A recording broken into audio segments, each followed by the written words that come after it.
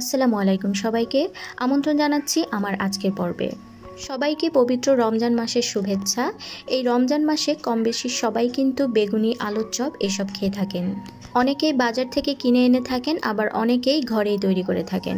তো বেগুনি আলুর চপের জন্য ব্যাটারটা যদি পারফেক্টভাবে তৈরি না হয় তাহলে কিন্তু বেগুনি কিংবা আলুর চপও পারফেক্ট হবে না।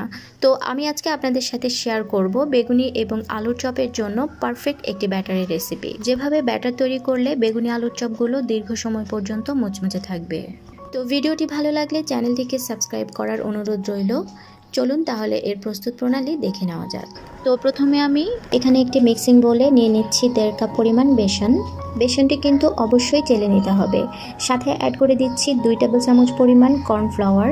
আপনাদের হাতের কাছে যদি কর্নফ্লাওয়ার না থাকে সেক্ষেত্রে এখানে চালের গুঁড়ো ব্যবহার করতে পারবেন। এবার দিয়ে দিচ্ছি 1/2 চা চামচ পরিমাণ হলুদের গুঁড়ো, 1 চা চামচ মরিচের গুঁড়ো, 1/2 চা চামচ জিরা গুঁড়ো এবং স্বাদমতো লবণ। এবার এই শুকনো উপকরণগুলোকে ভালো করে মিশিয়ে নিতে হবে। আপনারা চাইলে কিন্তু এভাবে সবগুলো শুকনো উপকরণ একসাথে মিশিয়ে 10 থেকে 15 দিনের জন্য সংরক্ষণ করে রাখতে পারবেন। এতে করে ইফতারি তৈরি করার সময় ঝটপট আলুর চপ কিংবা বেগুনি তৈরি করে নিতে পারবেন। তো সংরক্ষণ করতে চাইলে সব কিছুকে একসাথে পরিমাণ মতো মিশিয়ে যে কোনো একটি এয়ারটাইট বক্সে ভরে রেখে দিতে পারেন। সবগুলো শুকনো উপকরণ একসাথে মিশিয়ে নেওয়ার পর এর সাথে অ্যাড করে দিচ্ছি 1 চা চামচ পরিমাণ আদা বাটা এবং 1 চা চামচ পরিমাণ রসুন বাটা। এবার এর সাথে পরিমাণ মতো পানি মিশিয়ে একটি ব্যাটার তৈরি করে নিতে হবে। তবে অবশ্যই পানিটি একবারে দেওয়া যাবে না। আমি এখানে অল্প অল্প করে পানি দিয়ে একটি হ্যান্ড হুইস্কের সাহায্যে আস্তে আস্তে মেশাতে থাকবো।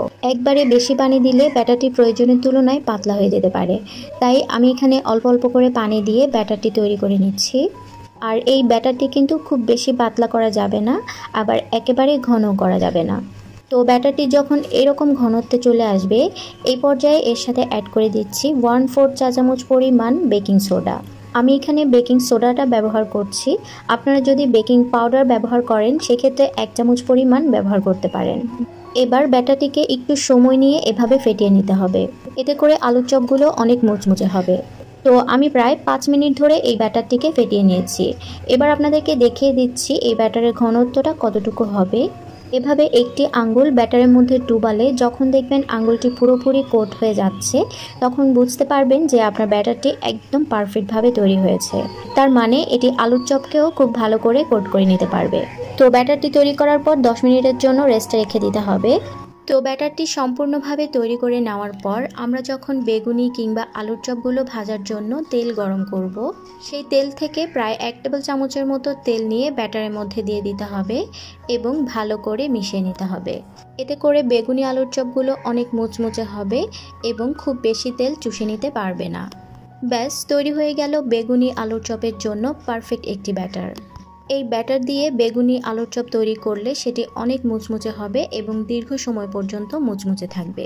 তো আশা করছি আমার আজকের ভিডিওটি আপনাদের অনেক কাজে আসবে, বিশেষ করে নতুন গৃহিণীদের জন্য।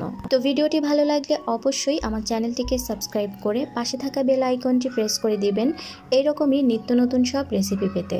এবং অবশ্যই একটি লাইক দিতে ভুলবেন না। চাইলে আমার রেসিপিগুলো আপনার ফ্রেন্ডস অ্যান্ড ফ্যামিলির সাথেও শেয়ার করতে পারেন। আজকে তাহলে এখানেই বিদায় নিচ্ছি। সবাই ভালো থাকবেন, সুস্থ থাকবেন। আল্লাহ হাফিজ।